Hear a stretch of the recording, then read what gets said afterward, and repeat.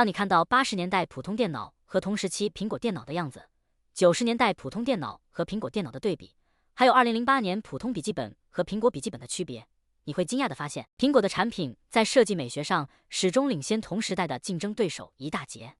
这一切都源于苹果的创始人史蒂夫·乔布斯，他是一个对美学和产品设计有着极致追求的人。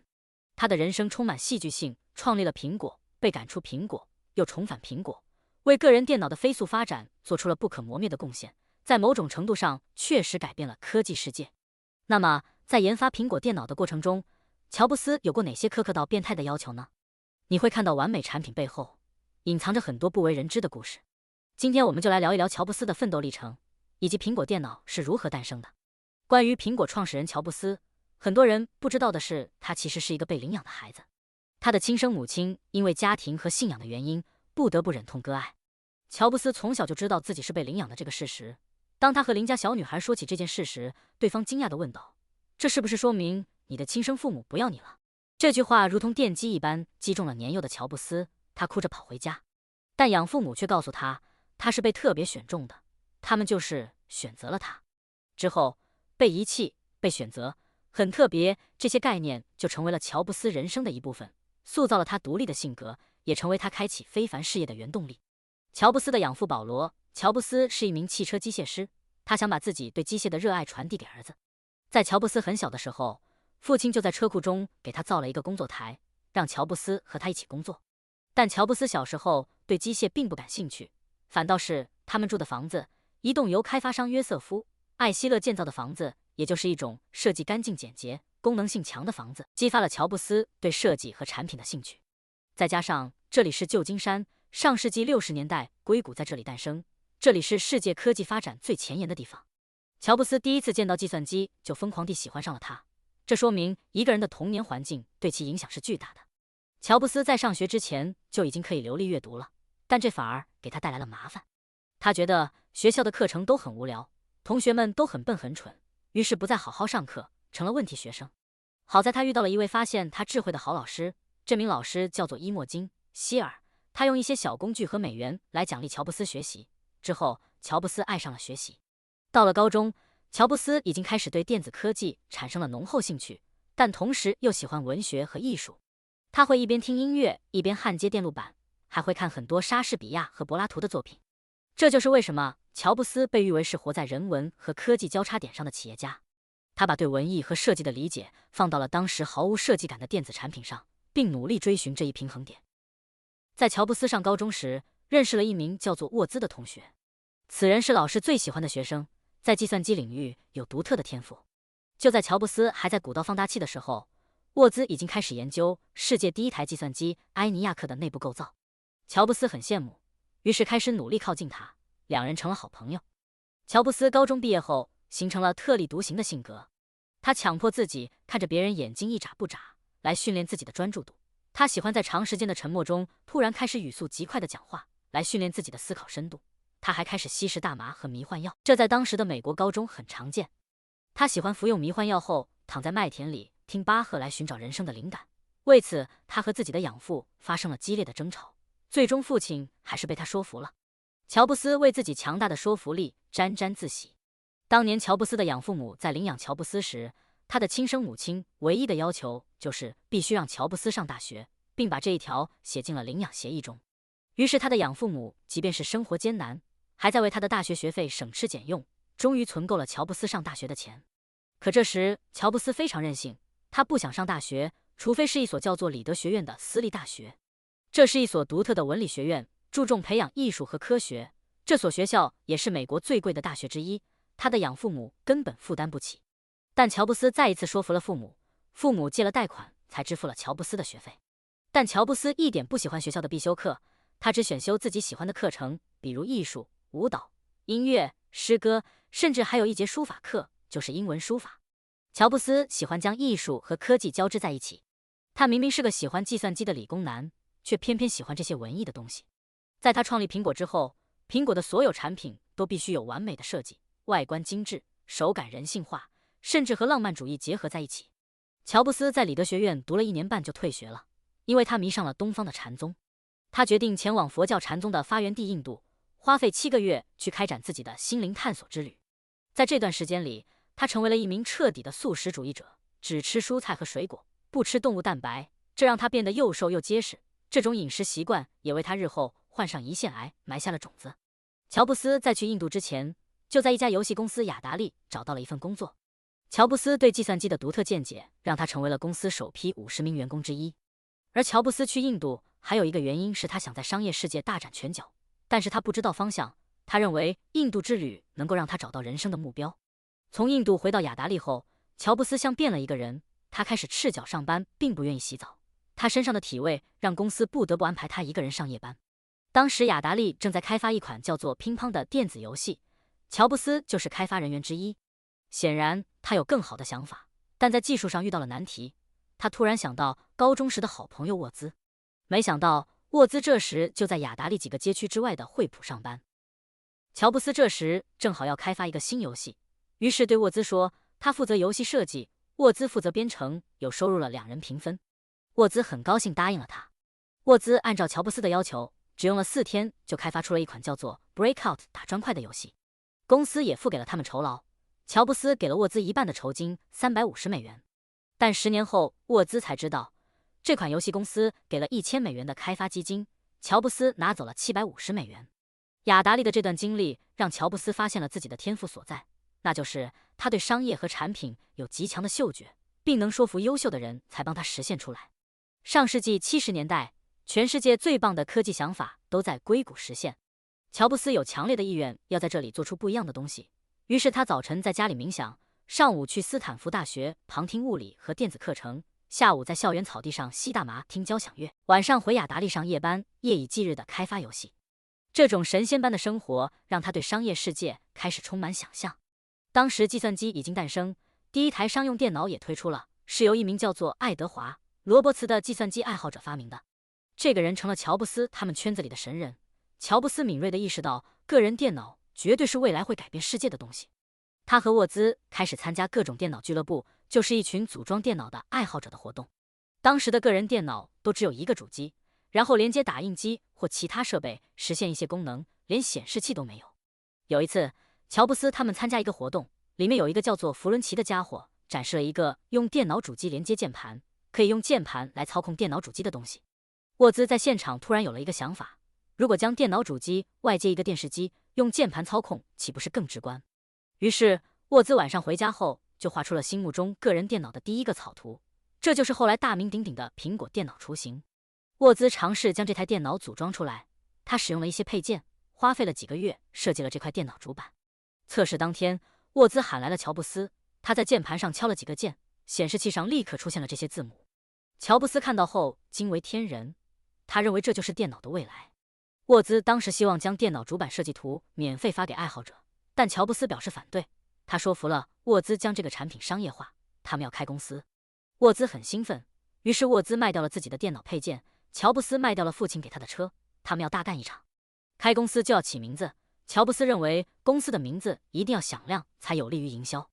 沃兹想了很多科技感的名字，比如执行矩阵、曙光等，都被乔布斯否定了，他认为都太无趣。那时候，乔布斯刚好从一个苹果农场回来，他于是提议叫苹果电脑公司。苹果能让人联想到牛顿，有科技感，而且很友好，简洁又易传播。沃兹同意了。事实证明，这真是一个好名字。因为缺乏资金，乔布斯还拉来了一个人，叫做罗纳德·维恩，他投入了800美元，乔布斯给了他苹果10%的股份。但仅仅11天之后，维恩就觉得这2人的公司不靠谱，要求退出。但他没想到，这是一个会让他后悔一辈子的决定。如果当年维恩不退出，按照苹果目前的市值，他的资产会在1000亿美元以上。苹果公司开张后，乔布斯和沃兹就在乔布斯家中的车库中组装这台电脑，并在电脑俱乐部上展示这款电脑产品。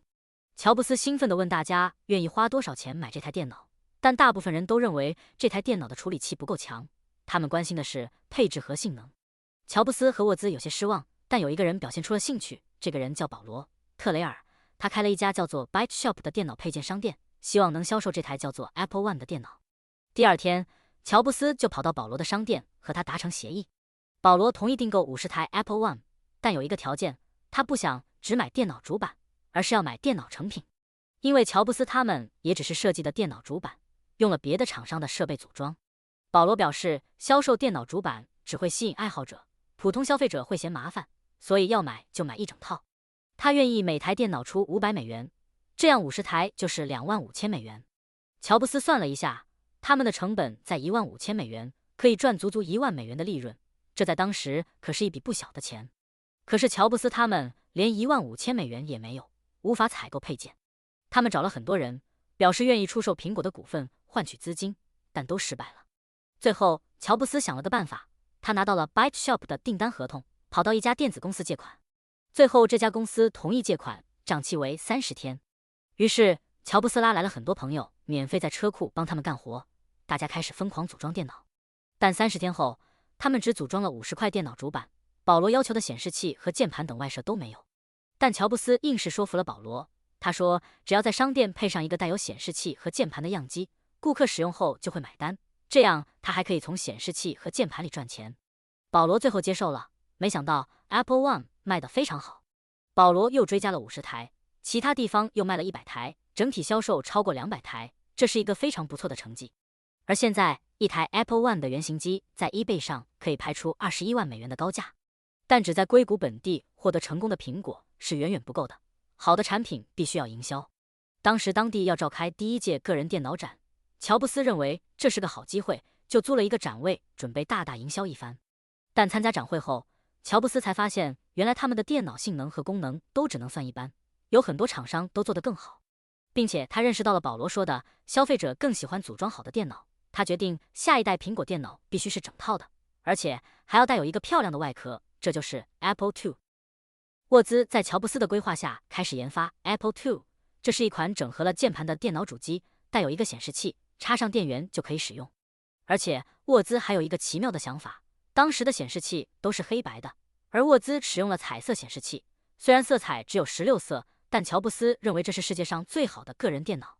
同时，乔布斯还做出了一项改进，当时的电脑带有巨大的内置电源，需要风扇散热，电脑运行时的噪音很大，而乔布斯要求改进电源，在不使用风扇的情况下也能使用。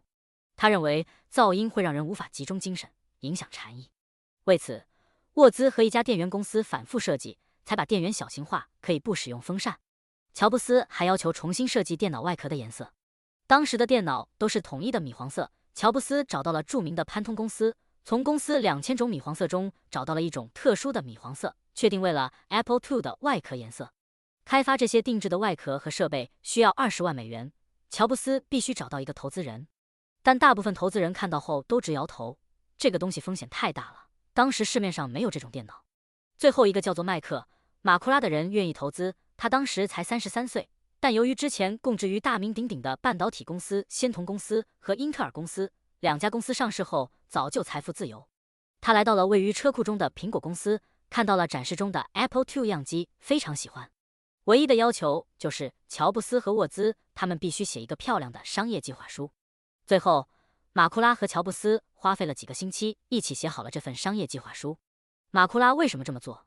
因为他认为这是乔布斯理清自己商业思路的最佳方式。比如多少家庭会购买多少电脑，未来个人电脑市场会有多大，苹果应该怎么确定自己的研发进度、销售策略、未来的规划等。乔布斯在这个过程中非常信任马库拉，他认为马库拉就是苹果需要的人才。最后，马库拉投入了$25万，占了苹果26%的股份，本来是25%，多出来的1%是来自于乔布斯的崇拜。马库拉的加入就像一个顶级的职业经理人，他把苹果从一个作坊式的创业公司带向了一个规模化的大公司。马库拉告诉乔布斯，你永远不应该怀着赚钱的目的去创办一家公司，你的目标应该是做出让你深信不疑的产品，之后钱就会源源不断流来。马库拉甚至把一些苹果公司的原则打印在了一张纸上，标题叫苹果营销哲学。第一点是共鸣，就是引起顾客的美好感受；第二点是专注，产品要精简到最适合，而不是什么都做；第三点是灌输，要让顾客对你的产品和品牌深信不疑。之后，乔布斯把这些规则贯彻得很彻底，比如他要求所有的苹果手机的包装盒打开时都能够平滑的下落，这种美妙的触觉体验可以让顾客心中定下苹果公司的基调，这也是乔布斯的首创。最初的苹果 logo 是一种田园和莎士比亚风格，乔布斯认为不够简洁。于是他找来了一位设计大师罗布·亚诺夫，他的设计费很贵，但乔布斯用自己强大的说服力征服了罗布，最后罗布几乎是免费帮苹果设计了一个 logo。乔布斯要求要足够简洁，但不能是可爱的风格。罗布提供了2个方案，一个是一个完整的苹果，一个是被咬了一口的苹果。乔布斯选了后者，他非常满意。现在的苹果 logo 有了各种颜色和设计，但还是那个被咬了一口的苹果，也许未来也不会变。当时个人电脑如雨后春笋般发展了起来，各家公司都推出了自己的产品。首届西海岸电脑展即将召开，乔布斯花费了$5000的巨资租用了展会最大的一个展位，准备发布 Apple II。这是马库拉营销准则的一次应用，即通过给人们留下深刻的印象，从而把你的产品和理念灌输给消费者，让他们成为你的信徒。而且其他公司的产品都是直接摆在展位上，乔布斯则使用了一块黑色的天鹅绒布把 Apple II 盖着。这一个动作就让苹果电脑成为了全场的焦点。不出所料，苹果 Apple II 在展会上大获全胜，当场接到300台订单，还签约了一家日本经销商，帮助苹果在日本销售。之后，苹果成为了一家真正的公司，员工也越来越多，名气也越来越大。但乔布斯并没有因此变得像一个真正的管理者，他还是那么孤僻，喜怒无常，看见不好的设计就会辱骂员工。更夸张的是，乔布斯还是不愿意洗澡。这种散漫的风格让马库拉意识到，他必须请一位专业的管理者。他请来了仙童公司的老同事麦克·斯科特，成为了公司的 CEO。沃兹对此十分欢迎，但乔布斯却很反感。他认为苹果公司不需要这种刻板的管理者。但在股东会议上，他不得不接受这位管理者。斯科特刚来，问题就出现了。当时他要给公司员工编号，他给了沃兹1号，乔布斯2号，但乔布斯就是不同意，坚持要1号。他们争执了很久，最后乔布斯说1号我也不要了，我要0号。在之后的日子里，斯科特和乔布斯发生了很多次矛盾，乔布斯总是在为一些细节和他争执。但好在产品卖得不错，公司运营没有出现问题。在接下来的几年里，各种型号的 Apple II 卖了超过100万台，苹果公司成为了比肩 IBM 等公司的一流电脑厂商。虽然 Apple II 卖得非常好，但乔布斯知道这是个人电脑粗放式发展的结果，这种红利不可能长久，除非他能找到一种全新的东西。更让乔布斯受不了的是，大部分人都认为 Apple II 是沃兹发明的，虽然乔布斯才是把它整合成最终的样子。他认识到必须要设计一款与众不同的电脑。当时苹果已经推出了性能更强大的 Apple III， 但因为总体设计没变，销量很一般。某一天，乔布斯突然有了一个想法，他想把电脑显示器变成触摸屏了。他找来了工程师，说出了他的想法。结果这位工程师突然站起来说，如果你要这样做，那我只能辞职。要知道这是在上世纪80年代，这种想法实在是太超前了。乔布斯一心要创造独一无二的东西。有一天，乔布斯去参观施乐电脑公司的展览。这家公司当时要打造一款连小孩子都能使用的电脑，所以他们在显示器上用大大的图形界面取代了如同程序员一般运行的界面。点击某个图像就可以进入某个程序，而不是输入一段代码。乔布斯看到这个设计后，任督二脉仿佛被打开，这才是他一直苦苦追寻的全新设计。他叫来了苹果的设计团队来学习，但这个设计在施乐内部只是一个概念设计，他们竟然没有进行商业化。乔布斯说，如果他们不做，我们来做。乔布斯回到苹果后，要求研发团队在6个月之内做出带有图形界面的操作系统，他认为这是电脑历史上最伟大的创新。之后，苹果推出了第一款带有图形操作界面的电脑，命名为 Apple Lisa， 这也是乔布斯用自己抛弃的女儿命名的产品。施乐公司看到这个产品，认为苹果是在技术剽窃。乔布斯当然也承认，他说，我只是想做出最好的产品，不计代价。毕加索说过，好的艺术家抄袭创意，伟大的艺术家窃取灵感。乔布斯还进行了创新，施乐公司的图标不能进行拖拽，只能点击，而苹果可以把图标文件夹放到桌面的任何地方，还可以在文件夹里放入文件夹。这种思路极大促进了电脑操作系统的发展。乔布斯很喜欢把自己的喜好转化到苹果的产品设计中。他个人喜欢优雅简洁的产品，比如汽车，喜欢保时捷和奔驰的 AMG， 宝马的摩托车，电器喜欢日本的索尼，德国的博朗和丹麦的 B&O。在乔布斯的家中，甚至没有什么家具，他经常坐在地板上，因为没有沙发。他对待苹果的态度，就是他对待生活的态度。然而，全新的 Apple Lisa 电脑并没有给公司带来利润，因为它过于昂贵了，售价竟然高达$9995，这简直是奢侈品，也是乔布斯理想主义的一次失败。公司的盈利一年比一年差。当时负责苹果人机交互界面的专家杰夫·拉斯金希望把苹果产品的售价降到$1000，这样可以扩大市场。乔布斯同意降低成本，但不同意降低性能。拉斯金认为公司用女性的名字来命名产品，对于男性客户来说影响力不够，感觉有些娘娘腔。他建议把新产品命名为 Mac， 这是一种苹果的名字。乔布斯听后同意了。乔布斯认为 Mac 这个名字一定会大火，于是决定亲自下场来主导麦克项目。但这对拉斯金来说简直是噩梦。乔布斯首先要把廉价的处理器换掉，然后还要将显示器和电脑主机一体化，这会让成本远远超过$1000。他甚至让 Mac 团队的开发人员站队，是选他还是选拉斯金，这让大家很崩溃。公司总裁马库拉不得不出来调和，最后拉斯金被迫休假，乔布斯得到了麦克项目。他开始抽调苹果其他产品线的工程师来到 Mac 项目，比如他会直接走到其他部门的办公室，对着某一位员工说：“告诉你一个好消息，你现在是 Mac 团队的一员了，跟我来。”当有人不愿意时，乔布斯就会大肆说 Apple II 用不了几年就会消亡的，谁还会用这种老掉牙的设计啊？为了说服一个工程师，乔布斯会亲自开着他的保时捷928跑车，把这位工程师的东西全部打包带到 Mac 工作室。最终乔布斯拉来了20个工程师，都是他认为最优秀的，搬到了苹果大楼3条街开外的一栋楼上。乔布斯给他们定的第一个任务就是 Mac 的开机必须出现一个 Hello， 然后配上悦耳动听的声音。为此，他花大价钱买了一套高级音箱，去研究什么样的音效最合适。最终到了1984年，第一台 Mac 终于问世了，价格控制在了$2400。尽管价格也不便宜，但它创新的用户界面和易用性为其赢得了广泛的认可。在商业上不算成功，但却开创了苹果独一无二的电脑风格。乔布斯一开始对苹果的设计就有一套自己的美学体系。起初，乔布斯崇尚索尼、博朗那种干净、工整、科技感极强的设计，这是一种典型的包豪斯风格。但之后他认为这种设计过于冰冷沉重，工业感太强，没有考虑消费者的感受。他反复强调，苹果的产品必须是纯洁的，不能使用黑色，要使用白色，而且设计的简化和操作的简化要结合起来，不能只是表面工作。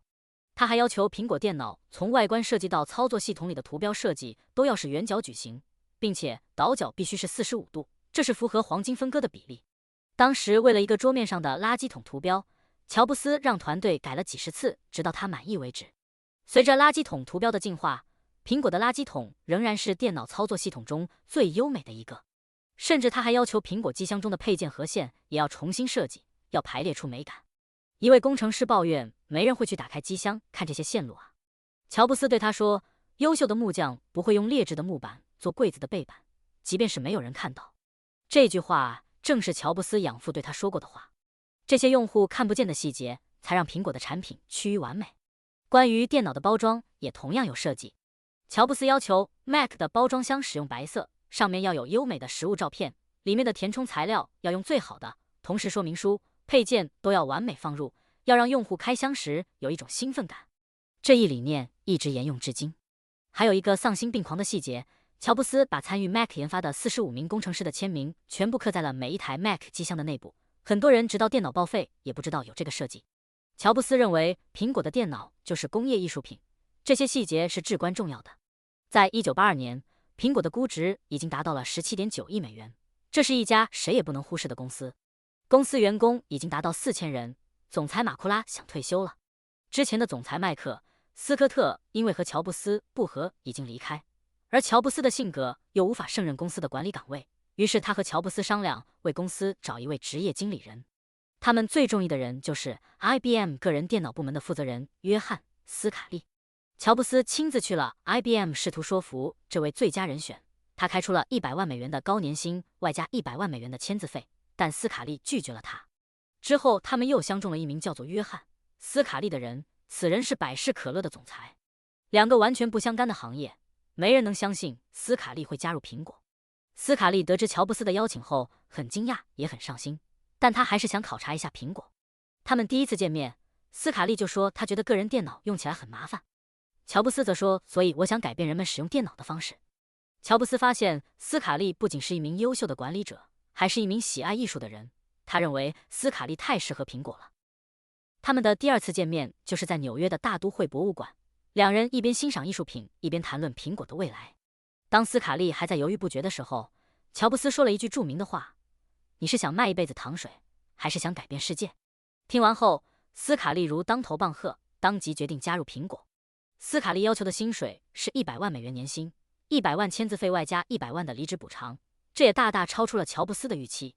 但他太喜欢斯卡利了，他说即便是自己私人掏腰包也会满足斯卡利的薪水。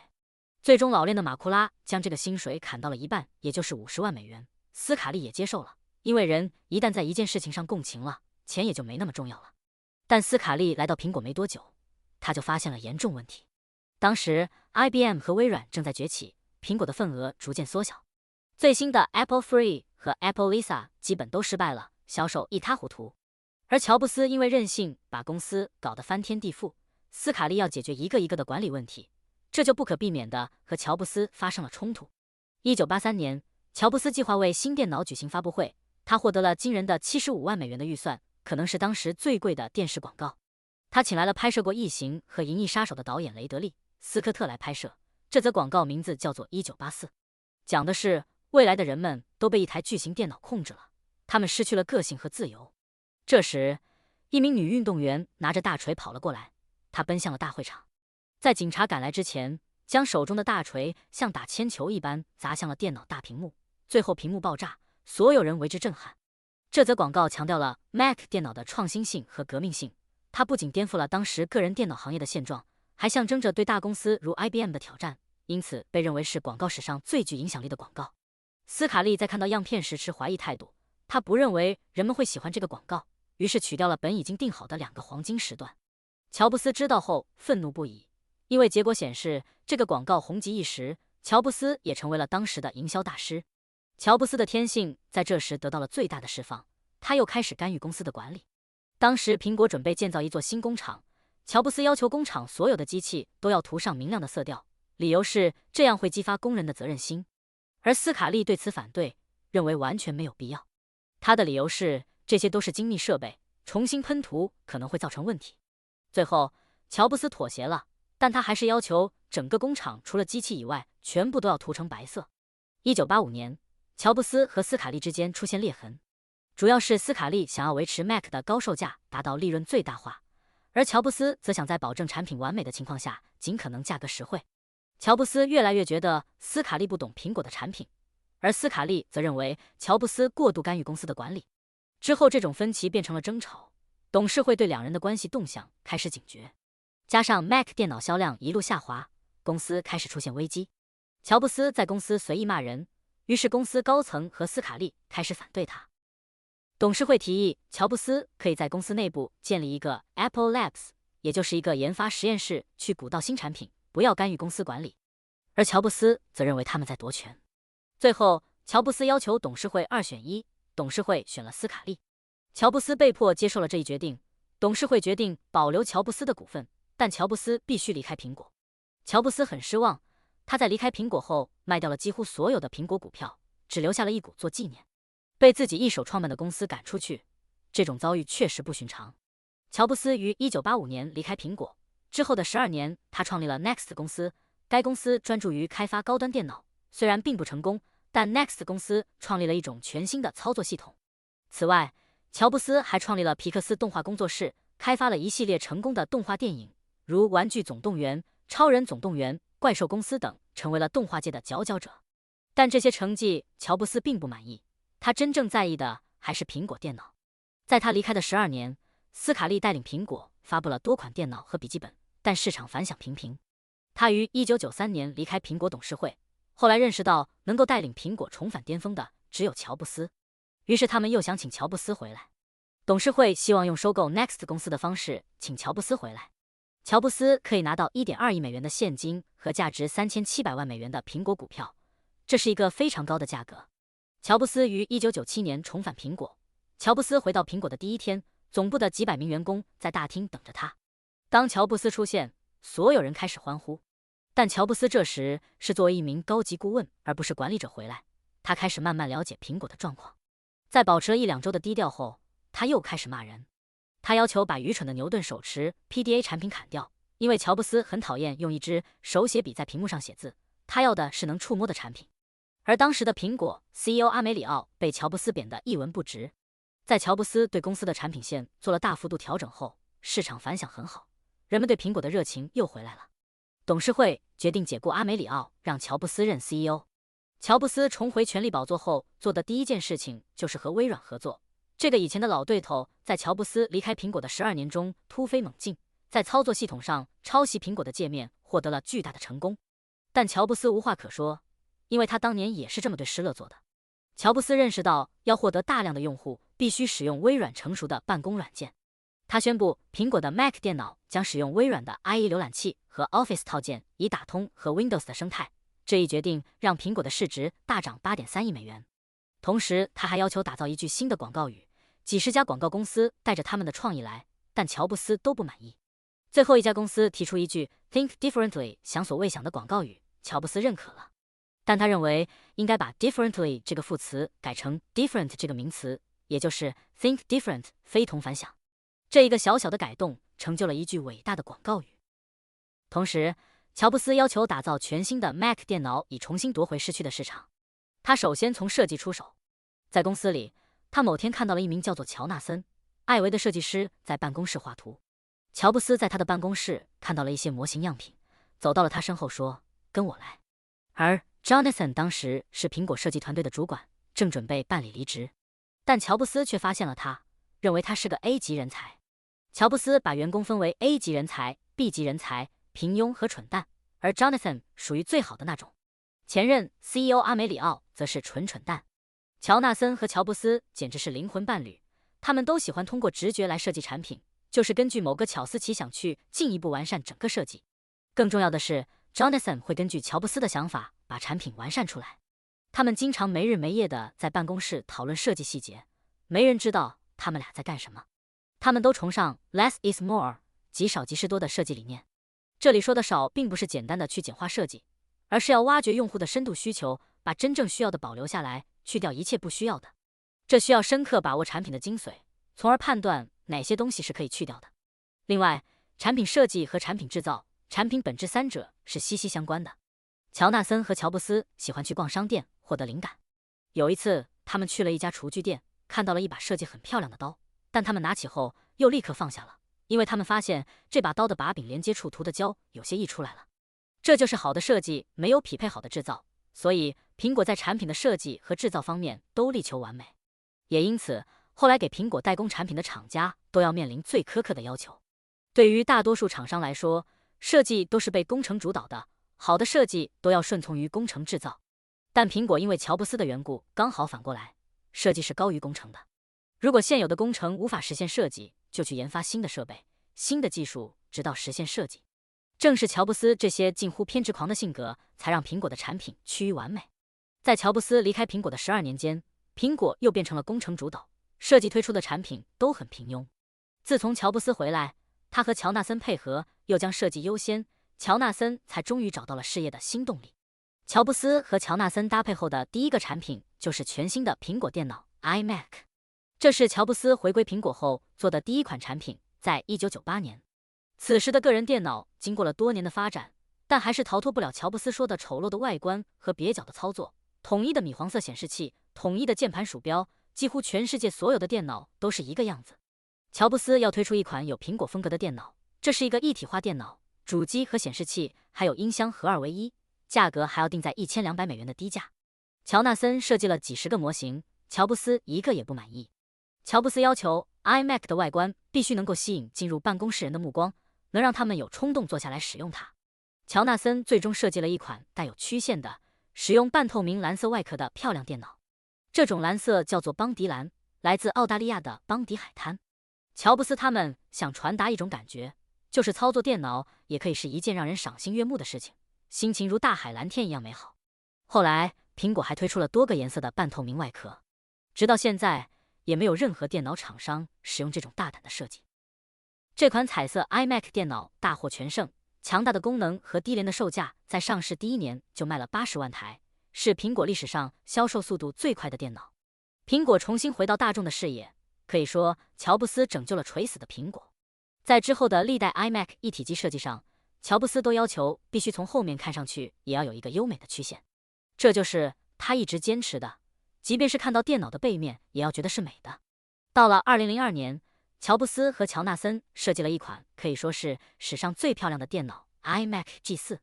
这款电脑带有一个椭圆的底座，上面是一个边框为透明的屏幕，看起来如悬浮在空中一样，整体造型像一个俏皮的小台灯。这是因为乔布斯创立的皮克斯动画 logo 就是一个可爱的小台灯。iMac G4 还带有2个圆圆的音箱，也是半透明设计，键盘和鼠标也是半透明，在当时乃至现在看着都是一件工业艺术品。多年以后，连苹果最新的 iMac 设计也没能超越当年的 iMac G4。乔布斯和乔纳森后来又设计了全新的苹果笔记本 MacBook， 特别是2008年，乔布斯发布了第一款世界最薄的笔记本 MacBook Air， 他实现了10几年前他的愿望，即设计一款能从牛皮纸文件袋中拿出来的电脑。当时的工程师听到简直觉得是天方夜谭，但多年以后，乔布斯还是把这个设计实现了。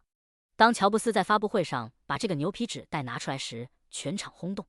在当时苹果的保密制度极为严格的时候，没人知道里面的笔记本是什么样的，直到乔布斯拿出了它。这款极致轻薄的笔记本简直像是外星产物，并且它是无风扇设计。发布会结束后，这款笔记本一本难求。时至今日，这款笔记本改变了整个电脑产业，现在的笔记本设计都趋向于苹果设计的第一款 MacBook Air。这是一个偏执狂、理想主义者、完美主义者才能打造的产品。也许这就是当下最好的设计，也是乔布斯改变世界的体现之一。因为只有那些疯狂到以为自己能改变世界的人，才能真正改变世界。